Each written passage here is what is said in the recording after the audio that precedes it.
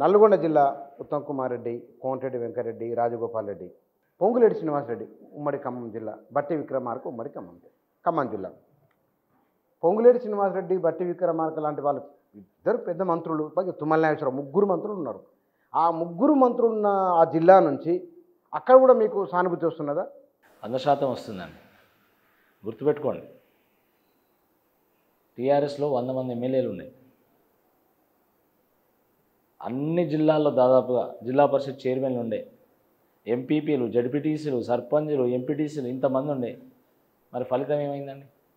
కాంగ్రెస్ పార్టీకి రాలేదా? అంటే ఆయా సందర్భాన్ని బట్టి ప్రజలు తీర్పునిస్తూ ఉంటారు.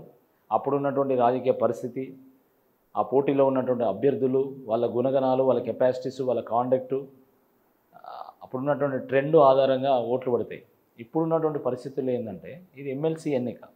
ఎమ్మెల్సీ ఎన్నికలో ఏంటంటే పార్టీతో పాటు వ్యక్తిని కూడా చూస్తారు. చాలా సందర్భాల్లో ప్రూవ్ అయింది కూడా ఇది. ఇప్పుడు ఒకరి వైపు TRS party versus Congress party versus BJP కూడా అనుకోండి. ఇంకోవైపు ముగ్గురు అభ్యర్థులు. ఒక్కో అభ్యర్థి వాళ్ళ చరిత్ర ఏంది, వాళ్ళు చేసింది ఏంది, వాళ్ళు ఏం చేయాలనుకుంటున్నారు, వీటన్నిటిని కూడా బేరీజ్ వేస్తారండి. ఇప్పుడు ఇలా ఓటింగ్ చేసే వాళ్ళు ఎవరు? Teachers, government teachers. రోజు చర్చ చేసుకుంటారు వాళ్ళు రాజకీయ అంశాల మీద.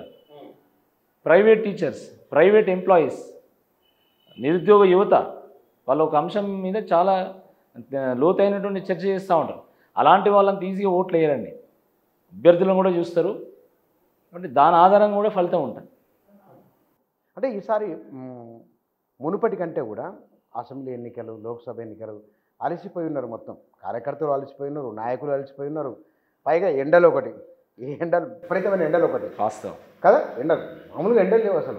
ఈ వర్షం వచ్చినా సరే కానీ ఎండలు అట్లే ఉన్నాయి. ఈ వెదర్లో పొలిటికల్ హీట్ ఒకటి, మళ్ళీ ఒకటి. పబ్లిక్ దీన్ని అంత సీరియస్గా తీసుకుంటున్నారా? ఏమున్న అసెంబ్లీ ఎన్నికలు, లోక్సభ అయిపోయింది కదా అనే దాంతో ఉన్నారా? లేదు. ఇప్పుడు ఎందుకంటే కేసీఆర్ అరే పాత పనితీరు బాగున్నదనే పోలిక ఒకటి ఉంటుంది సహజంగానే. మీరు ఉన్నత విద్యావంతులు చూసుకుంటారు కదా పైన ఎవరిలో ఏముంది అంటే. సహజంగానే లోక్సభ ఎన్నికలు రావడం వల్ల దీని మీద ఎంతైతే ఆసక్తి ఉండాలో అంత ఆసక్తి రేకెత్తలేదు. లోక్సభ ఎన్నికలు దీన్ని షాడో చేసేసినాయి. కానీ దాని తర్వాత ఇప్పుడు మా క్యాంపెయిన్ స్టార్ట్ అయిన తర్వాత దాంట్లో కేటీఆర్ గారు, తర్వాత డాక్టర్ ఆర్ఎస్ ప్రవీణ్ కుమార్ గారు, ఇలాంటి పెద్ద నాయకులు పాల్గొనడం అటు సైడు మళ్ళీ కొంతమంది మంత్రులు, కొంతమంది ఎమ్మెల్యేలు పాల్గొనడం, వీటన్నిటి కారణంగా తప్పకుండా విద్యావంతుల్లో అయితే చర్చ జరుగుతున్నది. ఇప్పుడు ఇంకోటి ఏంటంటే ఈ ఎన్నిక తప్ప వేరే ఏం లేదు చర్చించుకోవడానికి ఇప్పుడు. అంటే పొలిటికల్ స్పేస్లో వేరే అంశం ఏం లేదు. ఈ ఎన్నికనే ప్రధాన అంశం. కాబట్టి తప్పకుండా ఆసక్తి ఉంది. ఇంకోటి ఏంటంటే ఈ ఎమ్మెల్సీ ఎన్నికల్లో మనం రిజిస్టర్ అయితేనే మనకు ఓటు వస్తుంది. అవును, సెల్ఫ్ రిజిస్ట్రేషన్ ఇది. కాబట్టి ఇంట్రెస్ట్ ఉన్న వాళ్ళే రిజిస్టర్ చేసుకుంటారు. ఖచ్చితంగా వాళ్ళు ఓటింగ్కి వస్తారు. వాళ్ళ మనసులో ఏదో భావన ఉంటుంది ఒకటి. రెండోది ఏంటంటే ఇక్కడ అభ్యర్థులు కూడా ప్రధానంగా రెండు పార్టీలకు సంబంధించినటువంటి అభ్యర్థులను కూడా రాష్ట్రంలో అందరూ తెలిసినటువంటి వాళ్ళు. ఇద్దరం కూడా ఒపీనియన్స్ని ఎక్స్ప్రెస్ చేయగలిగేటువంటి వాళ్ళు. సరే వారే స్టైల్లో ఎక్స్ప్రెస్ చేస్తారు, నేను స్టైల్లో ఎక్స్ప్రెస్ చేస్తానే దాని మీద మాత్రం చాలా చర్చ జరుగుతుంది. అది వేరే అంశం. కానీ చాలా వోకల్గా ఉండేటువంటి వ్యక్తులం కాబట్టి తప్పకుండా దీని మీద ఆసక్తి డెవలప్ అవుతుంది. తప్పకుండా ఓటింగ్ పర్సంటేజ్ కూడా పెరుగుతుంది. 100% పెరుగుతుంది.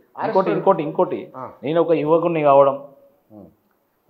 యువకుడిని కావడం వల్ల కూడా ఆ ఎనర్జీని నేను క్రియేట్ చేయగలుగుతున్నాను ఎలక్షన్లో. దాని కారణంగా కూడా తప్పకుండా ఓటర్స్ కదులుతారు. కానీ ఆర్ఎస్ ప్రవీణ్ కుమార్ ప్రస్తావన వచ్చింది కాబట్టి ఆయన ఏ అంశాన్ని తీసుకొని మాట్లాడినప్పుడు పబ్లిక్ రెస్పాన్స్ ఎట్లా ఉన్నది? చాలా అద్భుతంగా ఉందండి. డాక్టర్ ఆర్ఎస్ ప్రవీణ్ కుమార్ గారు ఒక ఐపీఎస్ అధికారి. అక్షర జ్ఞానంతోనే అజ్ఞానాన్ని తొలగించవచ్చు, పేదరికాన్ని విద్యతోనే నిర్మూలించవచ్చు అని ప్రూవ్ చేసినటువంటి ఒక వ్యక్తి. అక్కడ వరకే చాలామంది తెలుసు. కానీ వారొక పొలిటికల్ యాస్పిరేషన్ అండ్ యాంబిషన్ చాలా అద్భుతమైనటువంటిది. సమాజానికి మంచి చేయాలనేటువంటి సంకల్పంతో ఆయన, మీరు ఆలోచించండి ఒకసారి, ఈ want to be the voice of the people. ఆయన తలుచుకుంటే కాంగ్రెస్ పార్టీ పోవచ్చు, కానీ ఎన్నికల్లో టీఆర్ఎస్ పార్టీ ఓటమి చెందిన తర్వాత వారు మళ్ళీ టీఆర్ఎస్కి వచ్చి జాయిన్ కావడం ఏదైతుందో నిజంగా అందరినీ ఆలోచింపజేస్తున్నది.